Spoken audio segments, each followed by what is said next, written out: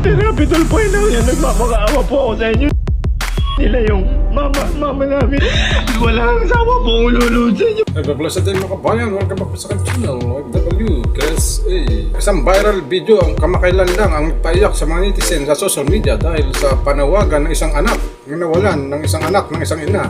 At humingi po siya ng hustisya ang salarin mismo, ang kapatid ng kanyang ama. Kaya watch po ang mga video na ito kung paano nakarating kay Senator Rapi Tulfo ang nakakaawa at nakakagalit na sinapit ng isang ina dahil lang sa kagagawan ng isang lupa, mga kabayan. Watch po ang mga nag-viral na video nito na nakarating na kay Senator Rapi Tulfo sa Tulfo in Action, mga kabayan.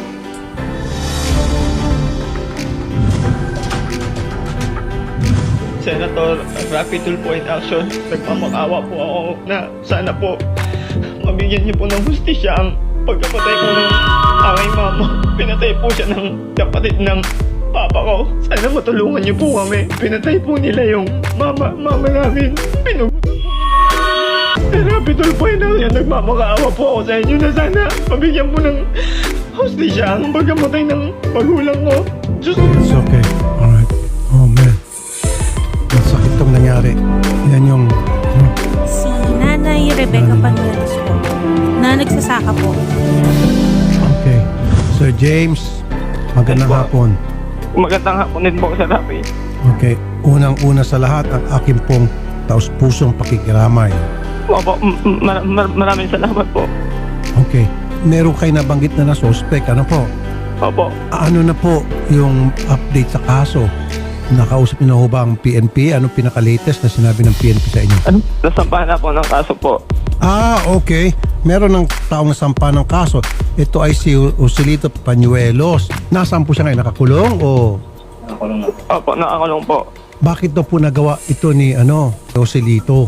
Kasi po, sir, yung ginawa po nila yung kasi gustong-gusto po nilang kunin yung ano ng mama ko po, yung lupa po. Okay. Parang gusto po nilang pasukin po. Halos binubuli na po doon yung magulang ko.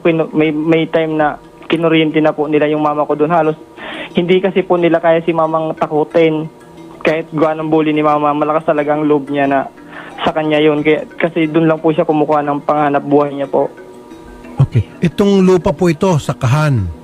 Opo, sa Kahan po yan. Panuelos po ang apelyido nitong respondent dito sa kaso sa korte. At Panuelos po kayo, so magkakamag-anak po. Opo, sir. Totoo po yan, magkakamag-anak po. Tito po namin yun, sir, yung pumatay po, kapatid po ng papa ko po. Kapatid ng papa mo. Oh. Opo.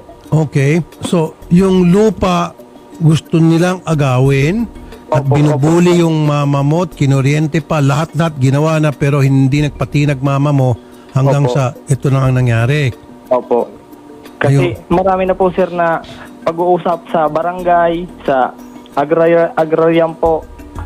Maraming bihis na po na pinag-usapan pero hindi po naayos.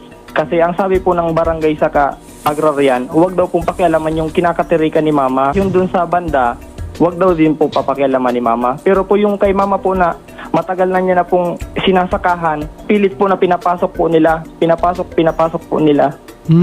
Okay. So, kung ang agrarian reform at ang Opo. barangay ang tatanungin, legit na talagang mama mo may-ari ng lupa na gustong pasukin nitong suspect. Opo. Okay. Sabi nyo kasi kanina, okay, wag pasukin yung lupa ni Joselito. Si Joselito naman pinagsabihan ng barangay at agrarian reform na wag din pasukin yung lupa ni nanay nyo. Kaya lang, itong si Joselito ang nag-violate at pinasok hanggang sa ito na nangyari. Sabihin ko lang po, sir, hindi po kasi yan si Joselito, mas may pinakapanganap, may pinaka punot ng dulo po ng lahat niyan. Yung kapatid po na panganay ng papa ko po. Bakit siya lang po ang nakasuhan dito? Bakit walang nakasuhan ng mga kasabat o yung sabi niyo nga punot dulo ng kaso? Yung po nga po yung inaano namin na bakit yan lang po yung nakasuhan. Tapos sinabi naman po namin na ang pinakapunot dulo po nan yung si Inting Panuelos po, yung kapatid na papa ko ng panganay. Enting. Sila po yung naka-wisto dun sa lupa na nung nagpasorbe yung magulang ko na nasako po yung lupa nila, nasako po nung nagpasorbe yung mama. Alam naman natin masyadong nakakaawa at nakagalit ang mga ganitong pangyayari mga kabayan. Kaya naman malaki ang impluensya ni Senator Rapi Tulfo sa mga ganitong kaso mga kabayan. Major Romeo Ranara, Chief of Police ng Goa Municipal Police Station, Camarines Sur. Major, magandang hapon po, Major Ranara, sir. Yes, Senator. Magandang hapon din po. Okay. Major, meron na kaming hawak dito na dokumento galing sa Prosecutor's Office. Nakasuhan na pala itong si Joselito Pañuelos. Ito po yung primary suspect. Ano po? Yes, sir. Murder. At mukhang okay po yan. Pero may sinasabi po itong mga kamag-anak ngayon, mga anak ng biktima, si Enteng Pañuelos na po ang punot dulo at kasabwat na po ang ibig sabihin siguro nitong magkakapatid. So, bakit hindi po nakasuhan si Enteng Pañuelos, sir, kasama ni Joselito? Bali po, sir, meron tayong witness dahil nga po ito si Joselito sumuko dito sa PNP. Opo. Ngayon po, sa pag-imbestiga, ang nakakita po ito si Rodrigo Pitaliano Jr. Okay. Dahil ito po si Rodrigo, katulong ng biktima. Okay. Habang naglilinis sila dun sa may fish pond, Aha. ngayon, dumating itong suspect. Mhm. Pagdating ng suspect, nagsalita ito sa Bicol na salita na, ano gusto mo idamay ta ka? Kung sa Tagalog po, anong gusto mo idamay kita? Mhm. Ngayon po, pumagit na daw itong yung biktima, then kinampas ng tubo sa batok. Pagkatumba, Mhm. tsaka tinaga Oh. sa liig. At naputol po yung ulo. Opo. Tapos yung ulo binitbit pa sa mga 15 meters away. Doon sa pinangyarihan. Tapos ito pong suspect, umuwi na. Then, yung tubo at saka yung ginamit na itak, inilagay na doon sa misa nila. Anong ginawa po Yun. ng suspect sa ulo? Itinapon lang po, mga 15 meters.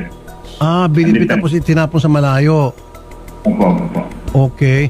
And then, nagtago po ito for some time hanggang sa later on na kung siya nag-surrender.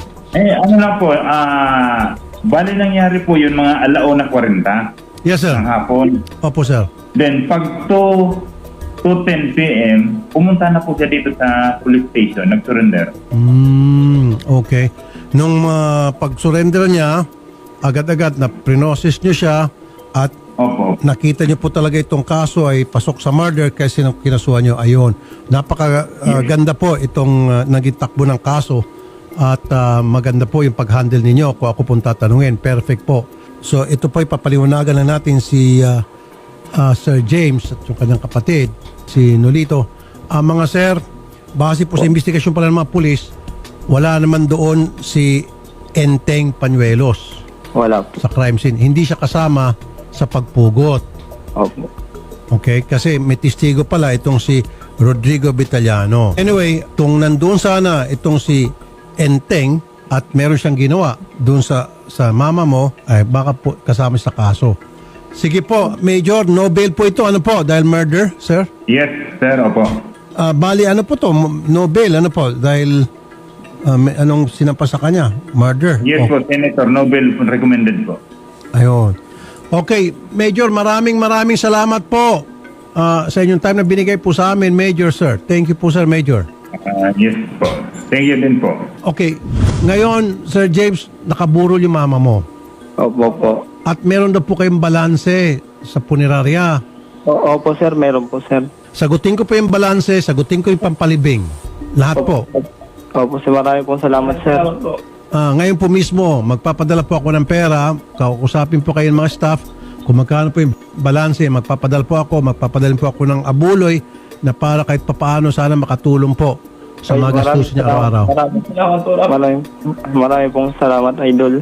Okay, magpapadala po ako ng 50,000 po ata, yung balanse. Opo. Tapos magpapadala ulit ako ng 150,000. So 100,000 po ngayon po mismo papadala namin sa inyo, ha? Maraming salamat. Maraming salamat. Maraming pong salamat. Yes sir. Wala naman po. Ang aming pong pakikiramay sa muli. Sige po. Magandang hapon po. Huwag niyo ibabaw ang telepono, sir. Kakausapin ko yung mga staff. Ha? Opo. Thank you po, sir. Bukod dun sa ibibigay natin na 100,000, pasyalan natin sila. Yes, sir. tingnan natin kung ano pa pwede natin maitulong dito sa mga iwan. Sige, magpapunta ka ng staff. Isang pagpapatunay ng mga bayan ng malaking papel ng mga concerned citizens sa social media para mabilis pa makarating kay Senator Rapi Tulfo ang mga ganitong klaseng mga kaso, mga bayan. Kaya sir rin po ang video na ito, ikaw bilang mamayang Pilipino, anong dapat gawin sa salarin na ito na kumitil ng isang buhay dahil lamang sa kagawa ng lupa? Comment lang po kayo sa inyong mga reaksyon sa video, mga kabayan. Maraming salamat sa inyong panonood. To God be the glory.